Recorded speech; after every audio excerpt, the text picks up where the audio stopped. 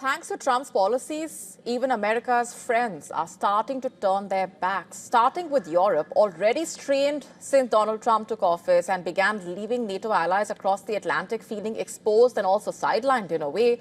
Europe has now openly started criticizing the United States. In the latest, the German president launched a scathing attack on Donald Trump, urging the world to not let the world order be disintegrated into a quote-unquote den of robbers.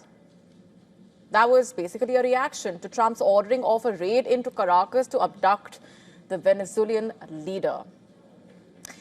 And renewed plans to obtain Greenland from Denmark as well.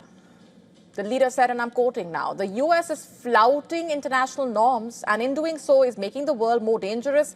There is a breakdown of values by our most important partner, the United States, which helped build this world order. He urged global efforts to prevent, and I quote, the world from turning into a den of robbers, where the most unscrupulous take whatever they want, where regions or entire countries are treated as the property of a few great powers. Those were the words used. As per a recent poll for public broadcaster, 76% of Germans surveyed now felt the United States was not a partner that Germany would rely on. That's a reported rise of 3 percentage points since June 2025. And according to the survey, only 15% felt Germany could now trust the United States, the lowest level recorded in the regular survey of attitudes.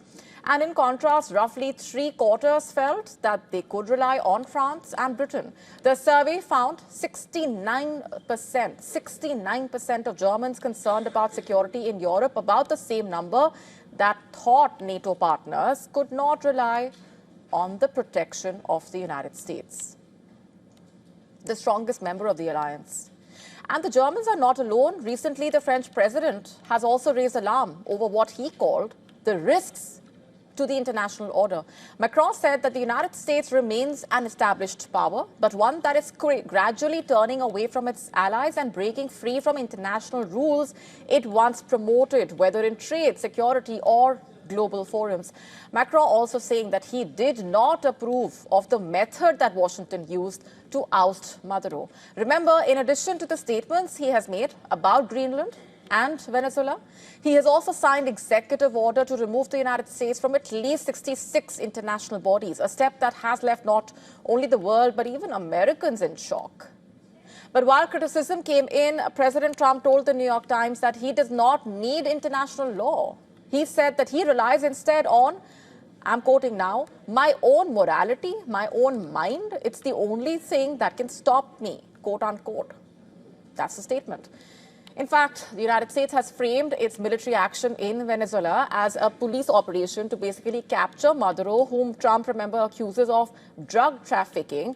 Maduro has pleaded not guilty in a New York court, in fact, describing himself instead as a prisoner of war. Venezuela, for its part, has condemned the raid as a blatant violation of sovereignty. And as far as Greenland is concerned, amid concerns over Trump's threats to bring Greenland under American control, the head of NATO's forces in Europe, the US general, has said on Friday that the military alliance was far from being in a crisis. During a visit to Finland, he told reporters, I'm quoting, there's been no impact on my work at the military level up to this point. I would just say that we are ready to defend every inch of alliance territory still today. So I see us as far from being in a crisis right now, quote unquote. Remember, Washington already has a military presence in Greenland, in the base which dates from World War II, when the United States sent forces to defend Greenland after Denmark fell to Nazi Germany.